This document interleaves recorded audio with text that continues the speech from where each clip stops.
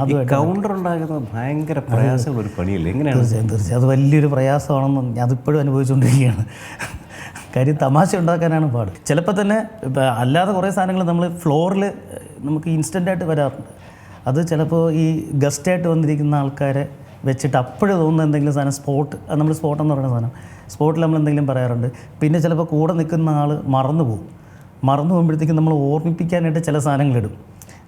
നീ അതല്ലേ ഉദ്ദേശിച്ചത്, അതെന്താ നീ പറയാത്ത, എങ്ങനെയൊക്കെ ചോദിക്കും. അപ്പോൾ ഇതിവിടെ കൃത്യമായിട്ട് കണക്റ്റാവും. കാര്യം ഇരിക്കുന്ന ജഡ്ജസിന് അവർക്കത് അറിയാനും പറ്റി അവർ ചിരിക്കുകയും ചെയ്യും. അങ്ങനെ ഒരുപാട് സ്കിറ്റ് ഞങ്ങളൊരു ഇന്ത്യൻ 2 എന്ന് പറഞ്ഞൊരു സ്കിറ്റ് ചെയ്തിട്ടുണ്ടായിരുന്നു.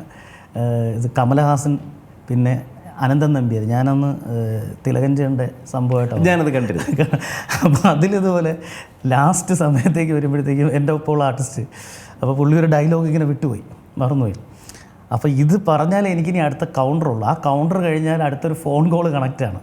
അപ്പോൾ ഇവനിത് പറയാതെ എനിക്ക് കൗണ്ടറില്ല. അപ്പോൾ ഇനി അടുത്തതെന്ന് പറഞ്ഞു കഴിഞ്ഞാൽ ഫോൺ കോളാണ്. അല്ലാതെ വെറുതെ കൗണ്ടർ അടിച്ചിട്ട് കാര്യമില്ല. ഇനി അടുത്ത ഈ ഫോൺ കോളാണ്.